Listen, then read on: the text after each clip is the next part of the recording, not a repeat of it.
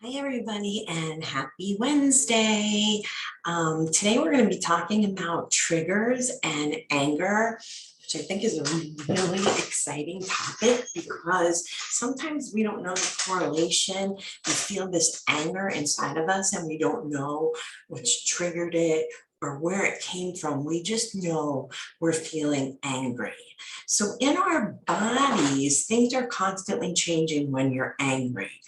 Your hormone levels of cortisol and your hormone levels of adrenaline are speeded up. So you're making extra hormones, putting your body in flight or fright mode. What happens to you physically is your heart starts racing, your blood pressure rises, and you're all around on guard, so to speak. You feel very hypervigilant. So those are some of the physical reactions when we are angry. But what happens when we're angry and something has triggered it around us? What are we supposed to do? Well, let's talk a little bit about that today. So there's definitely a link between trauma and anger. So most of us have been in a traumatic situation. I know I have been. And if you've been with me before, you know my story. For those of you who don't know me, hi, my name is Bonnie Sonnenberg, and I am a trauma advocate, which entails being a trauma survivor. So I survived being married to a narcissist for 25 years. And I'm also a certified mindset coach, which means I'm helping. My goal is to help people into recovery, those who have suffered a trauma. And by trauma, of course, we automatically go to abuse. But there are other traumas that we go through: a divorce, losing a job, children moving out. There's lots of different types of trauma when I use that term. So for today, we're going to talk about how trauma and anger are connected. So there's always that link there. For example, when you have a feeling of, I'm trying to remember an example, which of course, it's rolling off the top of my head. So when you think about if you were in that traumatic situation, and I'm going to use myself as an example. So if you were in a traumatic situation of narcissistic abuse, you're going to feel angry. You're going to feel angry that you were put into that situation and angry that you are the one that has to pick up the pieces now. The person who was the abuser or who caused your trauma, they don't have to deal with that. They have other things that they're going to need to deal with, but we didn't ask for these events to happen in our life, and yet here we are. So that in and of itself is going to cause some anger within us. So when you're spending time with an angry person, it can be pretty difficult. And friends and family, at some point, they grow tired of dealing with our mood swings, because we can be really happy and doing something fun, shopping, eating, and a song comes on and reminds us of a past traumatic event, and our mood swings go to the other side of the pendulum. So, you're out with your friends and especially your family often, and you get these triggers, or you smell something that reminds you, maybe some perfume or cologne or a candle that's scented, that's going to remind you and bring you back to that traumatic situation. And after a while, your friends and family, quite honestly, are like, all right, when is she going to get over it? Because they don't understand that trauma, when it occurs, is a lifelong recovery.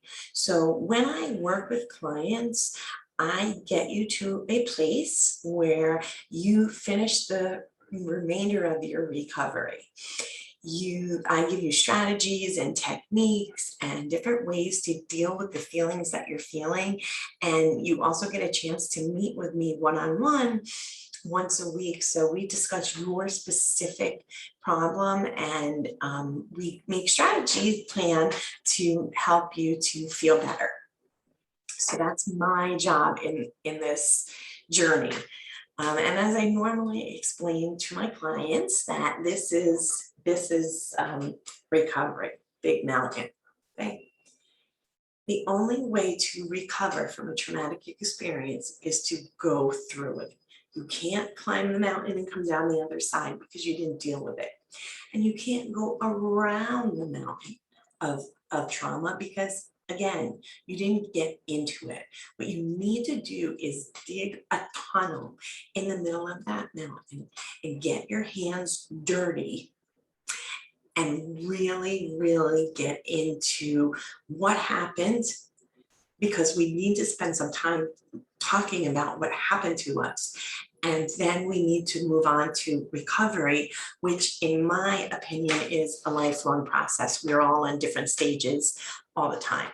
But we've had something happen to us, may it be, again, a divorce, children leaving home, losing your job, abuse in many different forms. It's going to have that effect for the rest of our lives, and we have to have the ability to face that that's the change that we were given. So people that carry that anger from trauma, which meaning ourselves, we kind of feel ashamed about our emotions. We try to suppress them, put on our happy face, pretend everything's okay. But inside we're angry. Why do we have to be the ones to put on a happy face? Why are we the ones that have to do meditation in order to feel better? Why are we the ones? And then you fill in the blank. Okay, we're angry that we even have this experience and feel that total unfairness within ourselves. And it really is unfair that we have to go through that because we did not cause the trauma. However, we were affected by it. So some other symptoms that are going to occur when you are around a traumatic experience and you're facing those difficulties with triggers is you're going to have some relationship problems until you solve or begin recovery and get strategies to better deal with situations in front of you. You are going to feel isolated. You're going to feel like I'm the only one this happened to. And sometimes we join support groups, and support groups are awesome because you're talking to people who have already been in that situation. But in my view, they don't have the answer yet either. So a coach or a therapist is a really good person to speak with because we have the backgrounds. And for me, I'm just going to use myself. I have the background in trauma. I lived it. I walked in your shoes. And I'm beginning to, I'm well on my way to recovery at this point, and I want to get you the strategies so that you are feeling better as well. So support groups are helpful, but I would definitely say to speak with somebody who has a little more experience or has recovered a bit more so that you see what's coming as you're digging your tunnel of recovery. Medication is sometimes needed, especially in the beginning of recovery, just to normalize the hormones that are raging in your body, the cortisol and the adrenaline, and the lack of dopamine and serotonin, which are your happy hormones. You're missing those. And so it's hard to be happy when you're missing the hormones that you need. So sometimes in the beginning, medication is very helpful in relaxing that anger a little bit. And a lot of times anger is, I call the cover-up. Anger covers or umbrellas every emotion. So once you dig underneath your anger, you're going to feel sadness. You're going to feel loss. You're going to feel isolated. You're going to feel confused. But those are the things that we have to deal with. So like I say, anger is an umbrella, and my job is to help you peel those things away, take the umbrella off, and look and see what's underneath it and deal with each of those aspects individually. Another thing that you can do is education. So it's really important that you understand your anger and that it is a normal reaction from having a traumatic situation.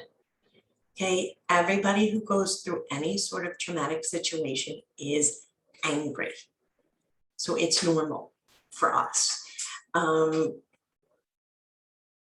And so we need to educate ourselves, and we need to educate those around us as to what we are going through. And hopefully you'll feel better because you'll know that our traumatic disorders or our traumatic episodes, we can recover from. And the digger you deep with education, or the more help you receive, the more you see how much better your life can be. So you can go from feeling isolated and alone to traveling into serenity, to calmness, into feeling good about yourself and putting yourself out there to make new friends or volunteer. I'm always thinking of the dogs because I have 4 of them, but volunteer at the Humane Society. And so as the anger starts to dissipate, those are things you're going to be able to do. So education is always good for you, and also the family and friends that are around you. Lifestyle changes, of course, are needed, and we're going to talk about that in a few minutes. But some people find relief from exercise, which is true. Exercise is an automatic dopamine, raises your dopamine, and so exercise is always good. Some people find relief from eating certain foods that are better for them instead of eating junk foods with a lot of sugar that don't really help you to maintain a good balance physically within your body. And also meditation, yoga, things that make you mindful, which I'm going to talk a little bit more about, will also help you to slow your body physically down so that you can process what you're going through. So you're going to experiment. You're going to experiment through all these different types of ways that you can help yourself until you find a good fit. And it might be a combination. You don't know yet. So let's talk about triggers for a minute, because I said that this week we would be talking about triggers. So the first thing you want to do is identify what's triggering you. So for me, my triggers can be anything from the word Cuban sandwich, Cuba, anything to do with Miami, anything to do with certain hotels I stayed at in Miami. Those are my triggers. Any certain smell of the cologne that person wore, the names of the person, the children, anything associated with that person, those are automatic triggers for me. As I've gone along in recovery, I've learned that subtle things are also triggers for me. So I have a great husband now, so I will tell you it gets better. I have a wonderful, loving, caring husband right now. And what he does for me is he listens. So if he says something to me, I'm going to give you an example of, we were having a texting conversation and he didn't agree with what I was saying, which is fine. Couples disagree. But he wrote, "Absolutely not." That triggered me because my former husband, that was the end of the conversation, was his "absolutely not," meaning we're not discussing it any further. And that sent me into a fit of rage. It's a trigger. And now I know that when you say those words to me, no, or no, and we're not discussing it, or absolutely not, or we're finished with this conversation, anything like that is going to trigger my anger. So the first thing you need to do is identify your triggers. Take your time, because this is the most important part. If you know what your triggers are, then we can handle them. So go back or go forward and write down what you think triggers you and then what actually is triggering you throughout the day. So that example that I just gave you with my husband was an eye opener for me. I really did not know that that was a trigger. I just knew that I felt really, really angry after he said, absolutely not. And I'm thinking, who the hell are you to tell me what to do? All that chatter in my mind. And then I had to stop myself. And this comes with practice. And these are the steps and things that I teach you. What's really going on here? You have to stop that chatter and ask yourself, what is going on here? And the more I was able to process, all right, Bonnie, what is going on here? Because you shouldn't really be that angry at that answer. It reminded me of an answer that my ex-husband would give me and give me the feeling that my opinion or my feelings don't count and they're never heard. And I am worthless because without it being able for people to care about your opinion or what you have to say or what you need to bring to the table, how does that make all of us feel? Worthless. And I don't want to feel that way, and I don't want you to feel that way. And that's why we're here together today. So the first thing you need to do is identify your triggers. Think in the past, normal things that have triggered you. So like when I just named all those Miami, Cuba, Cuban, certain names, certain smells, I already know that those are my triggers. However, I did not know that when my husband said definitely not to me, that that was a trigger until I worked it through.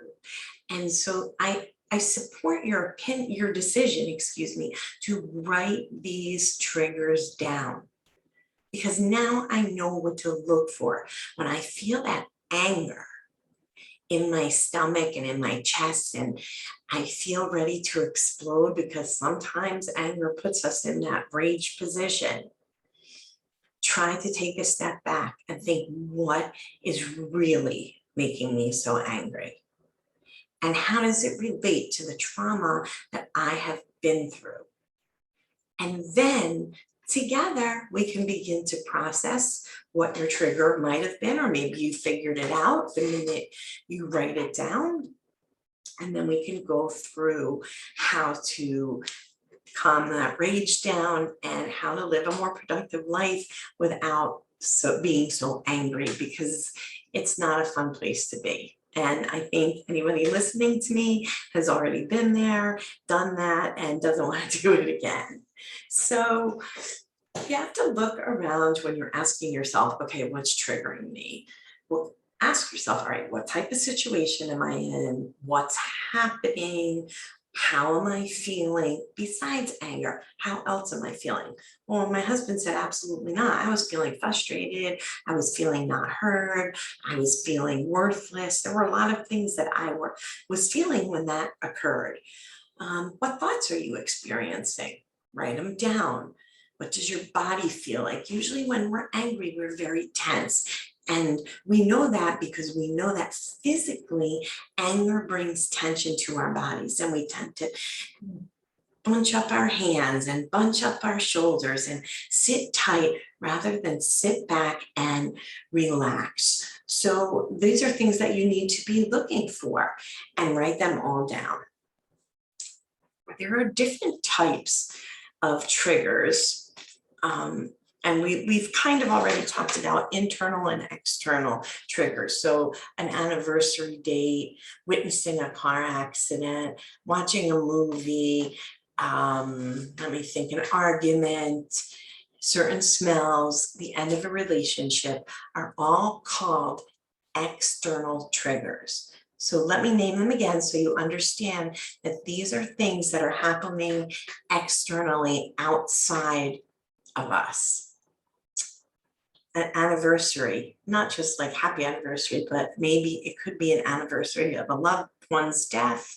It could be the anniversary of your divorce. It could be the anniversary of when your child left for school. There's so many different things. It can be an argument you got into.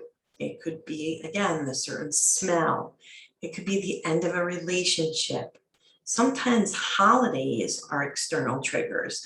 I know for me, for many years, my ex tend to ruin quite a bunch of holidays. And so those are triggers for me, and I have to get past them in order for my children and my family to enjoy being together and me not feeling angry about things that happened in the past. Sometimes reading a news article about your traumatic event, and I'll give an example of that. I was going through my memories on Facebook, which I'm sure many of you do, and there was a memory of me talking about a police officer literally who was shot a block away from me answering a domestic violence call. And that definitely triggered me and brought me back to the place where I used to be when I was in a domestic violence situation. So that's an external trigger, but it still triggered me. So when I first read the article, when it originally came out, of course I felt angry. And then I had to think, why am I so angry? Well, because in a heartbeat, that could have been me. And how does that make me feel? Scared. It makes me feel almost bad that I made it out. Eventually that woman made it out and the police officer was okay, but they had to go through that experience. So you're going to evoke all different kinds of feelings. Seeing somebody who reminds you of the person, a specific place where something might have happened. These are all external places, things, experiences that you can use, that you will fall into, and it will be an external trigger. So what do I mean by internal trigger? Internally, you might feel angry, you might feel abandoned. A lot of times we feel alone, and that's okay. It's part of being a trauma survivor. We have terrible anxiety, that I know because I'm still struggling with that. We feel lonely. We feel out of control. We feel frustrated. We feel vulnerable. Our entire being has been put through a traumatic situation that we weren't initially able to help ourselves with. And of course we feel vulnerable because we don't want to let our guard down and let that situation happen again. You might feel, again, frustrated. You might remember things. So memories might provoke a trigger within you to anger. You're going to feel your muscles tense. Sometimes you feel pain in your body that is more psychosomatic. So your back might be hurting, or you might have a stomach ache. I know a lot of times children, that's their first go-to, and a belly ache. So it's something to look out for. That racing heartbeat, that anxiety, and the extended sadness of what you feel when you've gone through that. So you have all of these triggers outside of you and inside of you that causes you to be angry, and it all runs together because the anger stems from the traumatic experience that we've occurred.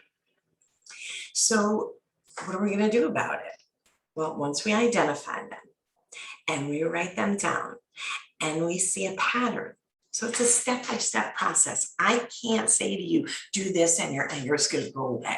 I wish I had the magic wand and the fairy dust and all that good stuff to sprinkle on you to think that, yay, I'm not angry anymore. But recovery is a process. And so this is the beginning of the process. Is first you're understanding your physical symptoms. And now you're starting to discuss within yourself and whoever is on this journey with you, your triggers. You're identifying them, you're writing them down, you're expressing how they feel. And now it comes to coping with them. Okay, so we're at the mall and a certain song comes on, and these thoughts that we get, these triggers that we get are intrusive. They are not thoughts that we say, okay, let's think about that now since I've heard that song. You begin to just pops into your head and you begin to ruminate. And what I mean by ruminating is you begin to think it over and over and over again, and you don't know how to stop thinking about that traumatic episode once you've been triggered. So you need to do some strategies, which I'm about to share with you. The first thing you want to do is some deep breathing exercises. So being a coach, I've heard these coping mechanisms so many times. And in the beginning, I have to admit, I was an eye roller. I was like, again, with the breathing. But I have to tell you that now that I'm further along in recovery, yes, again with the breathing, because the first thing you want to do is take your mind away from the trigger. So if you are focusing your mind on your breath, I guess I'm pointing to my stomach because that's what you're focusing on, and you're breathing in and you're counting to 4.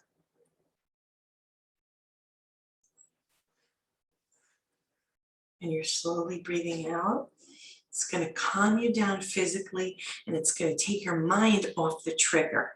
So deep breathing is a really, really great tool in a lot of different scenarios, but especially when you're triggered and you're angry.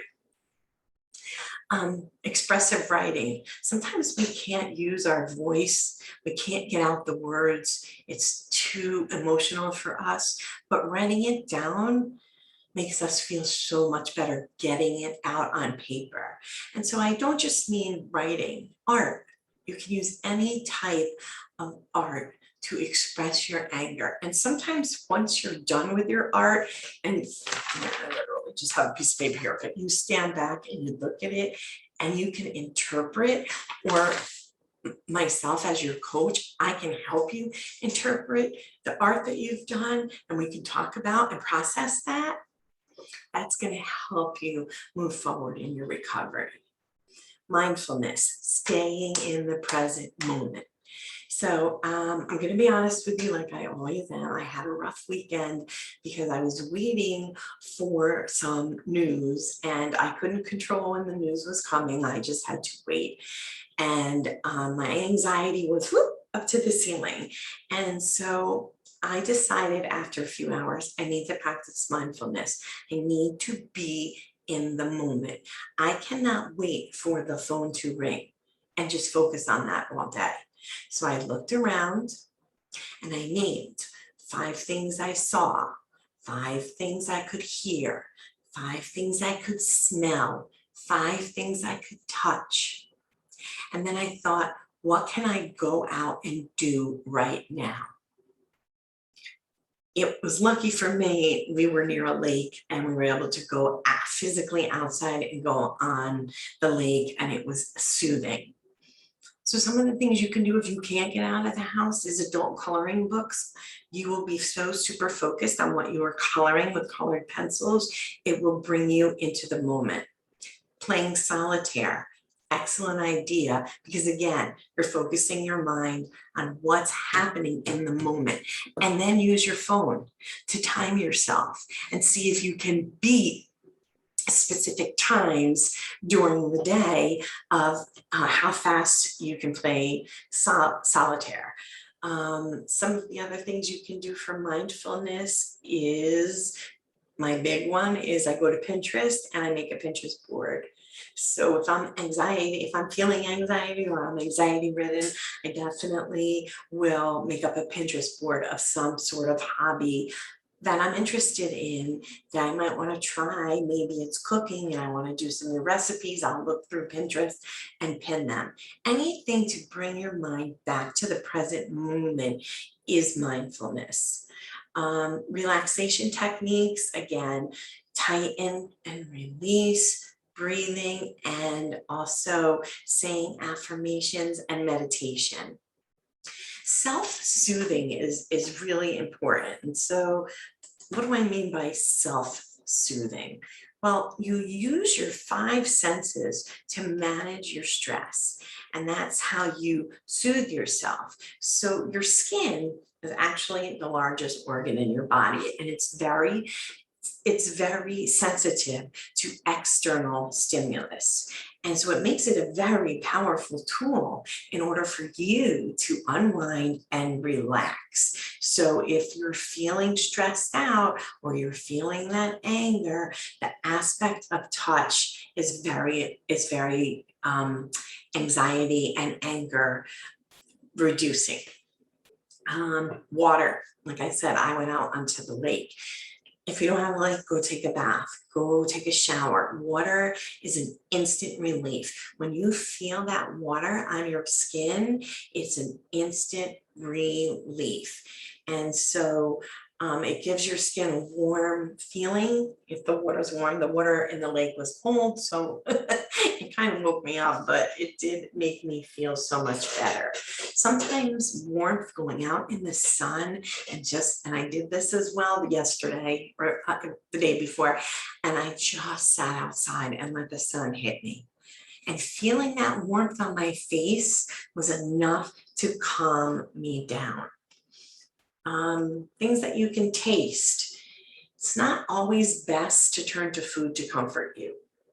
In some situations, it's okay, but you need to deal with what's in front of you as well. So you might want to drink some tea or suck on some hard candy, or you may find a release in just eating a comforting meal, something that makes you or triggers a pleasant experience that will comfort you.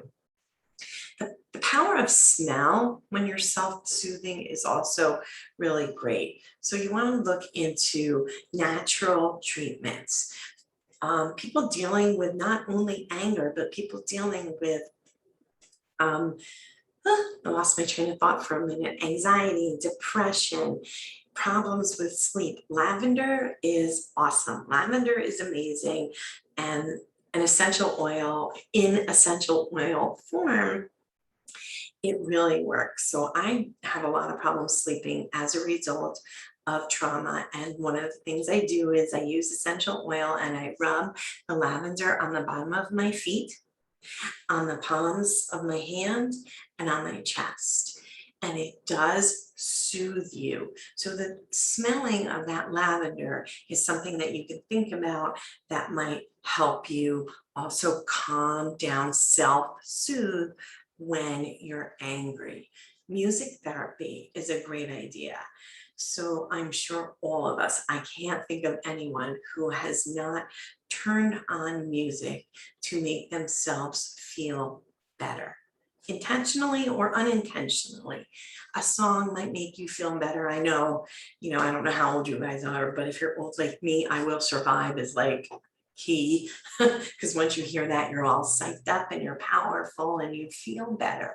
So you're using your sense of hearing, but you're using it to make yourself feel better. On the total other end of I Will Survive is just some relaxing classical music. So you can do that while you're in the bath, listening, yourself soothing in a bunch of different ways. Affirmations, saying positive affirmations out loud will also soothe you, reminding yourself that you are loved, that you are lovable. And I'll go over some affirmations at the end. They will all help you. So I'm just going to go over the techniques that we talked about one last time, and then we will get into our meditation. So some of the things that you can do to help yourself feel better when you are triggered by anger or by an experience that makes you feel angry is deep breathing, expressive writing or expressive artwork, grounding yourself, putting your feet on the floor, feeling physically the furniture or whatever is around you. It grounds you and it automatically calms you down. Mindfulness and mindset, which I forgot to talk about, and I'm going to do that right now. Relaxing, the self-soothing methods that I gave you, and also, of course, social support. And this is where our group comes in. So if you do become part of my program, you meet with me one-on-one once a week, because I know everybody has a different story. We meet as a group once a week because it's really important to hear each other's stories so that we're felt heard and we're also felt listened to, and we also get a chance to express and tell our story. And we get to help each other. Maybe somebody will say, oh, that happened to me too, and this is what I did. So in my program, you're going to get the one-on-one, you're going to get the group, you're going to get a once a week, kind of not a lecture, like I'm just going to be talking like I'm talking today about triggers and anger. So it'll be about a certain subject matter that will interest you and that will give you different tips and strategies in different situations. So social support, again, is very, very important. Things you want to stay away from is covering up or denying the process or the problem. So when I tell you that anger or recovery in general is a mountain, again, you cannot go around it using drugs or alcohol because it doesn't get you anywhere. It keeps you going in that circle. You can't go over the mountain using drugs or alcohol because it doesn't touch the inner surface. You have to dig your tunnel through the mountain of recovery. You have to get dirt under your fingernails in order to move forward. And part of that recovery involves social support. So I hope this episode helped you. I'm going to put up an meditation now. Please feel free to join us. And then I will give us a few affirmations, and I will put the affirmations up on our group website, our group Facebook page as well. So let me put up a meditation, and we'll get started. While I'm pulling it up, put yourself in a comfortable position. You might want to just close your eyes. Relax a little bit. Take a deep breath in. Take a deep breath out. Really feel your feelings that you're feeling right now, because this conversation that we just had can provoke some issues within inside of you. So we're going to start today with a guided meditation for anxiety. So you're going to be comfortable. You're going to begin in a comfortable, seated situation.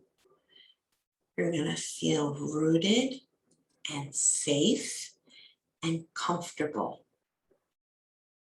This guided meditation will help you feel less anxious. Once you're settled, close your eyes. Take a deep breath in through your nose and exhale out your mouth.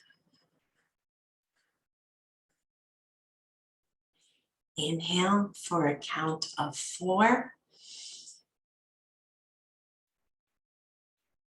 And exhale out your mouth for a count of 4.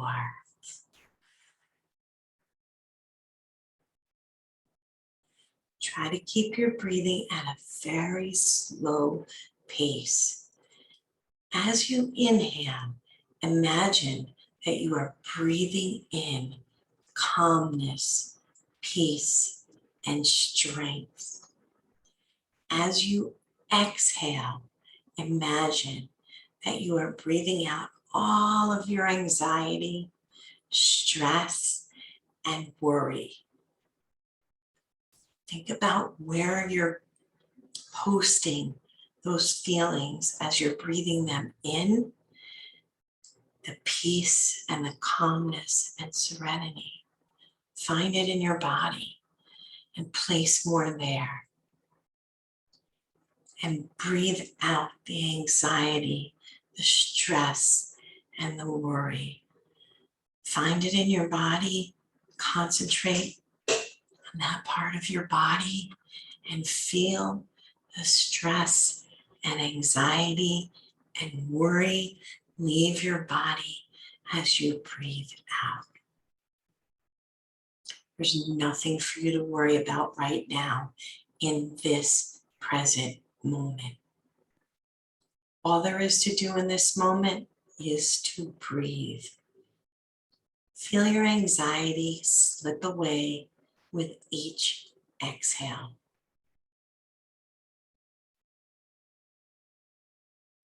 If your mind drifts to feeling of worry, be mindful. Notice it without judging yourself.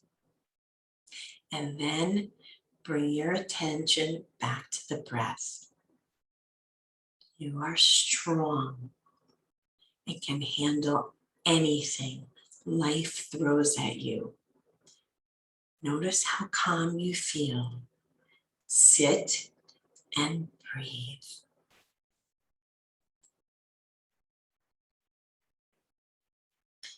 In and out. You're breathing in serenity and you're breathing out anxiety. You're breathing in serenity and you're breathing out anxiety. Okay, when you are ready, you're going to open your eyes. Welcome back. And you're going to take this feeling of relaxation and carry it with you for the remainder of your day. And if you start feeling angry or anxious or worried or stressed, take a deep breath in and breathe in calmness and serenity. Nobody even has to know you're doing it if you're at work or in a meeting or grocery shopping. But self-care is the utmost importance in recovery. And just by doing something as simple as this, breathing in and out meditation will help you. And here is a way to clear out the anger that you're holding on to. So I'm going to read it to you, but I'm also going to put it up in our group so that you can read it and repeat it. Maybe you want to copy it and write it down in a place where you can see it. So when you get that angry, anxious feeling, you can read it and add value to yourself. I clear and release any and always the anger I am holding on to. I clear and release all my angry thoughts and feelings. I release this burning anger. I clear all the ways I feel like boiling over with anger. I release my embodied anger. I release this hardened anger. I release all this vengeful anger. I clear all the ways I allow anger to direct my life. I clear all the ways I dwell in anger. I clear all the ways this anger is affecting my body and my life. I release all the emotional shocks and traumas which have created and resulted in this anger. So after you read that, you want to go back through today's speech, I don't know what to call it, and review how to, once it's released, how do you release it? Go back and look through the different ways we just discussed. So I will see you next Wednesday. I hope you guys have a great day, and I love you. enjoy. And I'm always here for you. You can always DM me. I have my phone on me, as you know, 24/7. Do not be afraid. I'm always here for you. Have a great day.